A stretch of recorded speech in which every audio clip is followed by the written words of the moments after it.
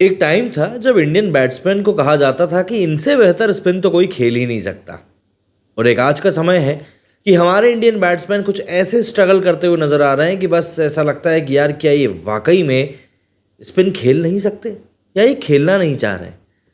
विराट कोहली की आप बात कर लीजिए, आप केएल राहुल की बात कर लीजिए, आप श्रेयस अय्यर की बात कर लीजिए, अक्षर पटेल, शिवम दुबे, हर कोई वहाँ पर स्पिनर्स के सामने ऐसे स्ट्रगल कर रहा था जैसे इन्होंने कभी स्पिन खेली ही नहीं।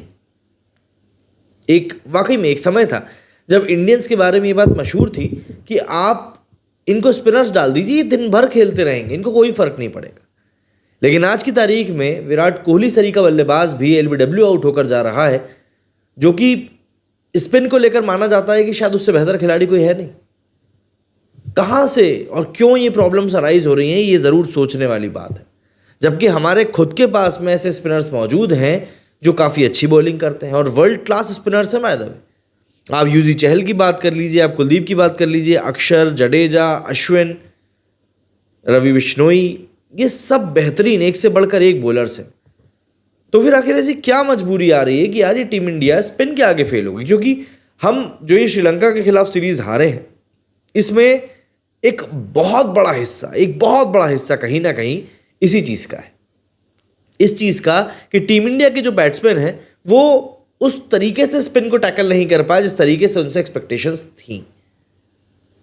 हम जब टेस्ट मैचेस की बात करते हैं तब अक्सर ये बात कही जाती है कि यार आपको स्पिन को अच्छे से खेलना चाहिए, लेकिन आज की T20 की दौड़ में हम ये भूल रहे हैं कि यार हमें वनडे में भी स्पिन को बहुत अच्छे से टैकल करना पड़ता है।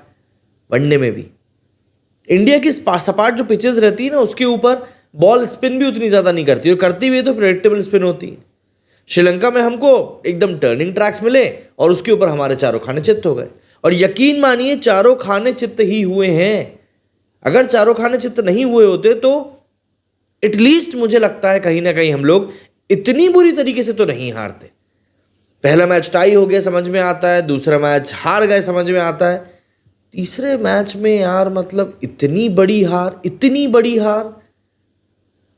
आप 50 ओवर छोड़ दीजिए, 40 ओवर छोड़ दीजिए, 30 ओवर छोड़ दीजिए, आप उसके भी पहले ऑल आउट हो रहे हो, और वो भी तब जब आपकी टीम में एक से बढ़कर एक सूरमा बल्लेबाज मौजूद हैं। हम 8वें 9वें नंबर तक जाकर बैटिंग करने में क्या सक्षम थे, उसके बाद हम श्रीलंका के द्वारा सेट किए गए टारगेट चेज नहीं कर पाए।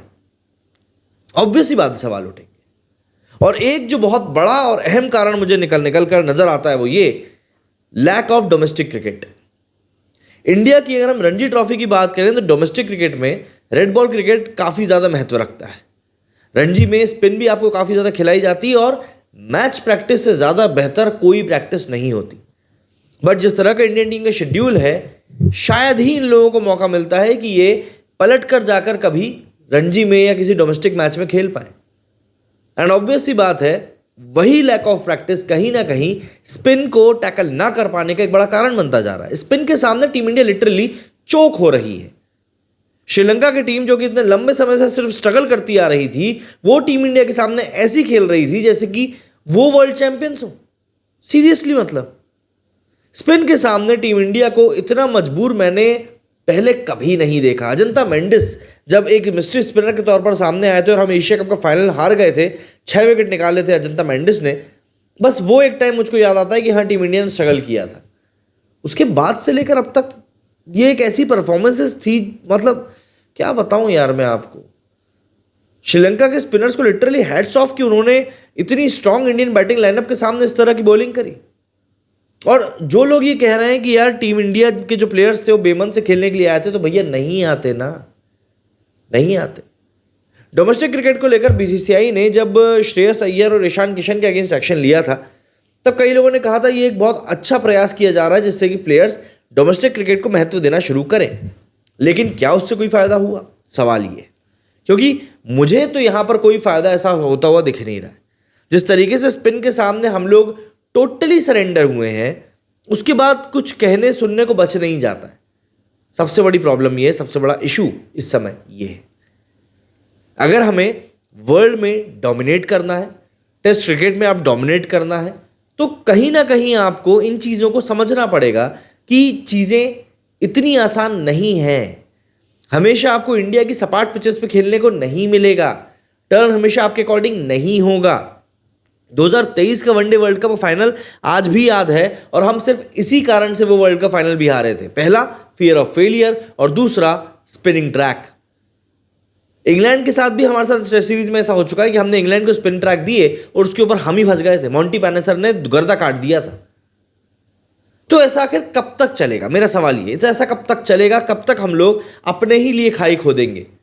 आखिर क्यों हम लोग उस चीज को ओवरकम नहीं कर रहे हैं? आने वाले समय में चैंपियंस ट्रॉफी सब कॉन्टिनेंट में होनी है, एशिया कप सब कॉन्टिनेंट में होना है, T20 वर्ल्ड कप भी सब कॉन्टिनेंट में होना है। जब इतना कुछ सब कॉन्टिनेंट में होना है और आपको अलग अलग जगह जाकर खेलना है, तो आप कैसे कोप अप करोगे इस तरह के पिचेस के ऊपर अगर आप स्पिन नहीं खेल रहे हो? तो कमेंट करके बताइएगा आप लोग क्या सोचते हैं इस बारे में। मेरे इस वीडियो फिलहाल इतना ही। जय हिंद, जय भारत।